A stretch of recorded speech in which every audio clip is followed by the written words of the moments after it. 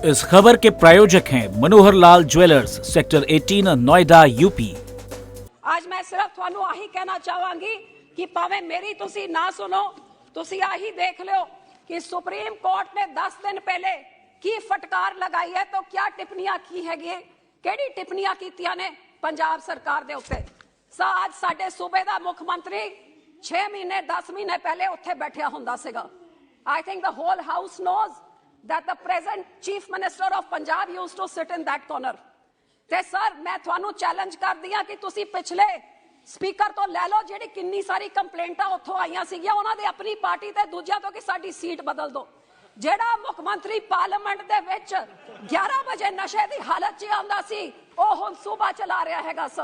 Sir ਤੁਸੀਂ ਭੁੱਲੇ ਨਹੀਂ ਹੋਗੇ ਕਿ ਆਈ ਜਦ ਪਹਿਲੀ ਵਾਰੀ ਬਣਿਆ ਸੀ ਸਰ ਜਦ ਪਹਿਲੀ ਵਾਰੀ ਇੱਥੇ ਆਇਆ ਸੀਗਾ ਤੁਹਾਨੂੰ ਬਿੱਟੂ ਜੀ ਤੁਹਾਨੂੰ ਕਿਉਂ ਮੁਰਚਾ ਲੱਗ ਰਹੀਆਂ ਨੇ, ਮੈਨੂੰ ਪਤਾ ਹੈ ਤੁਹਾਡਾ ਬੇਲੀ ਸੀਗਾ लेकिन जेड़ा कर रहे उन्होंने तो भी नहीं निकाल सकते।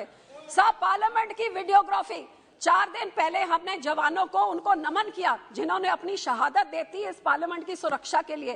तो वो हमारे मुख्यमंत्री जो हैं उन्होंने एमपी बन के तो पूरे पार्लियामेंट की वीडियोग्राफी बाहर से लेके अंदर तक कराई ताकि किसी को जो नहीं पता लगे हमारे देश के उधर दुश्मन बैठे हुए उनको अच्छी तरह से पता लग जाए कहां से अंदर जाते हैं कहां से बाहर जाते हैं।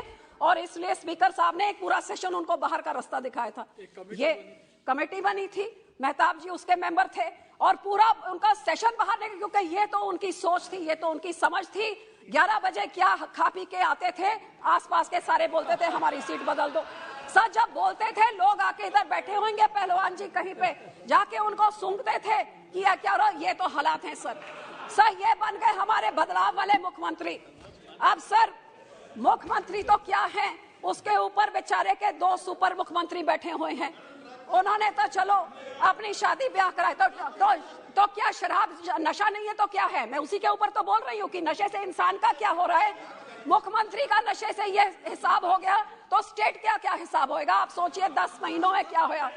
सर 10 महीनों में नशों से ये हालत हो गया है कि आज सड़कों के भी लिखा होता है don't drink and don't drive, तो यहाँ पे ड्रिंक करके ड्राइव किया, ये तो स्टेट को ड्राइव कर रहे हैं।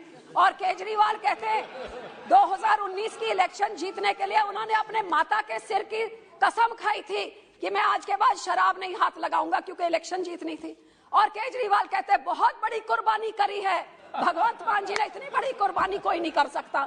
सर वो तो कुर्बान हो गए, मुख्यमंत्री बन गए और पिछले 10 महीनों में हमारे पंजाब का क्या हाल हुआ। सर एक नेशनल शेम से मैं शुरू करना चाहूंगी क्योंकि कुछ ही महीने पहले, एक आधा महीना पहला होगा कि बाहर गए जर्मनी में हमारे पंजाब के बारे में चर्चा करने के लिए।